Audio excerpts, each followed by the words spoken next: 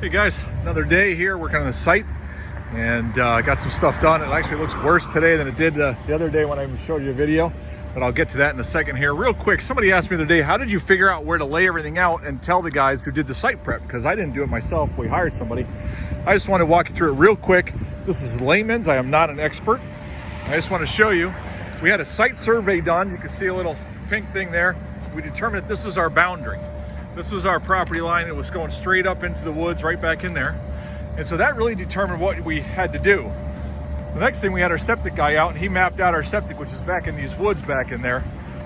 So you have to have the setback for the property line to the sand mound. You have the width of the sand mound, which is, I think ours was designed at 50 foot. Then you have the distance between the sand mound and the closest you could put a building. And that's how we got our original starting point for the building for this whole site.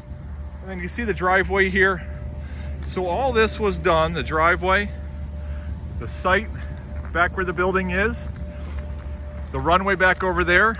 Guys, this is so easy to do. I've never done this before, and I'll show you what I gave. Got a piece of paper here. Let me go over to the truck and set this down. I opened up Excel on my computer, and I formatted all the columns and rows to the same size to make squares, basically graph paper, which you could do on graph paper. And this is exactly what I handed the site prep guys that they made the whole site from. Everything was right here. We showed the setback from the property line, the sand mound, the driveway, the width of the driveway. Remember now, the width of the driveway and the radiuses here were determined by PennDOT. They told us what we had to have. And then it went in. And then the setback from the front of the level parking lot to the building, how much distance we wanted around the building, where our dock would be, the size of that, and the truck runway over here, and the radius we wanted for that. This, every square was basically 5 feet, and I just mapped this out, and I tweaked it a couple different times, but when it came to the guys coming on site, I basically said, here you go, this is what we want, and this is what they've done this entire project off of, to this point, is a piece of graph paper that I drew this out and where we wanted. So there's where the septic is going. I showed you that in the other video. Another thing I learned today, I should probably make a separate video for this so people can find it, putting it in a pole barn. Normally you use a big auger truck and drill down. Well, we've got this really rocky soil. So to save time, instead, our spec was we need 36-inch concrete sonotubes for what we're doing for the weight load for the roof. So instead of doing all those auger holes and hitting rock and taking forever, instead they came in with the bucket, the big track hoe, and just dug trench all the way around. They'll put the tubes down in there.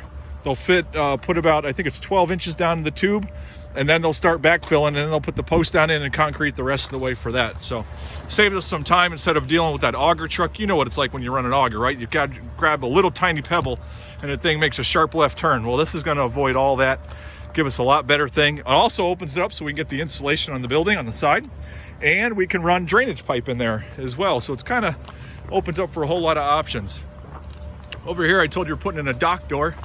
We poured some footers over here. We don't need concrete footers for the whole building since it's pole barn construction, but we definitely need it for the dock corner. You can see here, I think that's 20 feet, if I'm not mistaken, from there to there. And then it'll come out right here. What you're seeing here is where the trucks would back in and bump up against the building. But anyways, this video was mainly just to show you how we laid that out. It's very simple. Piece of graph paper on Excel, trial and error. And it all comes together. It looks worse than it did the other day, but that just means they made progress. So hope this was helpful, guys.